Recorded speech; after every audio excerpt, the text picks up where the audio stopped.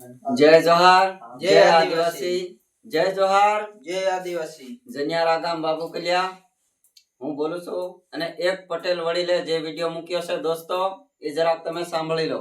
ભાગ્યા 30% માંગ કરે છે તો ખેડૂત લોકોએ જે ખેડૂત હોય તે બરોબર ભાગ્યાને 1 રૂપિયાનો ઉપાડ આપવો નહીં.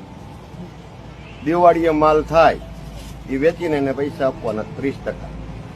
ઉપરાંત વાડીએ રહીએ બરોબર વાડીનું ભાડું મકાનનું ભાડું લાઇટ બિલ પછી બળતણ અને શાકભાજી જે કાંઈ વાપરે એનું દર મહિને ભાડું લેવાનું. એના કોઈ બાલ બચ્ચા છોકરા માંદા થાય એના બાલ બચ્ચા છોકરા માંદા થાય કે ગમે તે પરિણામ આવે એને ખેડૂતોએ કોઈ 1 રૂપિયો ઉપાડ પેટે આપવો નહીં. તો દોસ્તો એ વિડિયો તો તમે જોઈ જ લીધો હોય તો ઈ ખેડૂતે જે કહેવા માંગે ઈ મંજૂર આપણા બધા માટે માન્યતા રૂપે નથી અને આપણા વિશે શું કાપવાનું આવે એ આપણને ખબર છે. આપણે પહેલેથી ધંધો કરતા આવ્યા છે. આજે ચોથો ભાગ જ્યાં સુધી રાખ્યો ત્યાં સુધી ગમે એટલી વસ્તુ મફતથી કામ કરાવી લીધું અને ટોટલ વસ્તુ એમને પોહાતી હતી અને હવે આપણે ત્રીજા ભાગની માંગણી કરી. મોંઘવારી નડી ત્યારે આપણું ત્રીજા ભાગની માંગણી કરી ત્યારે આ લોકોને હવે બધી ગણતરી આવી જઈ છે.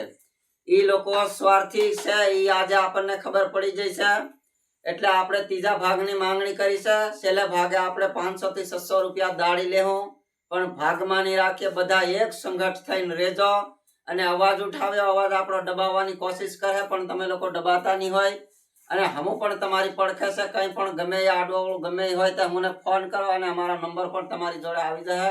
હું આ વિડીયોની અંદર નંબર મૂકવાના છે અને આવા કંઈક આવે ને કંઈક જતા રહે. આપણે કેટલી મહેનત કરીએ ને કઈ રીતે કરીએ આપણો જીવ જાણે છે. આપણું તડકામાં સાયામાં ઠંડીમાં ગમે એવામાં ટોટલ જગ્યાએ આપણું મૂકી દે છે અને એ લોકો ગમે ત્યારે પણ 12ની વાગે પહેલા ખાવા જતા રહે. પહેલા જે શરૂઆતમાં ટિફિન લઈને આવતા ને એ બરાબર હતા. હવે પાછા એમને સીધા કરવાનો સમય આવી ગયો છે. એટલે દોસ્તો તમે બધા સાવધાન અને એક વાતે રહેજો એટલે આપણું કઈ બગાડી નહીં મેં શકવાના એ અમને પાકી ખબર છે.